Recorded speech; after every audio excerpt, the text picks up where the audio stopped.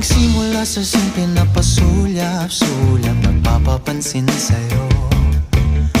Umabot sa palitan ng mga mensahe, kilig na kilig ako.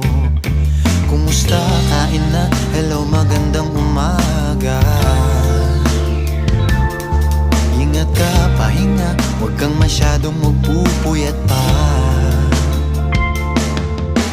Naramdaman ng puso na dahan-dahan akong nahuhulog sa'yo. Sa kada araw natin na pag-uusap, meron nang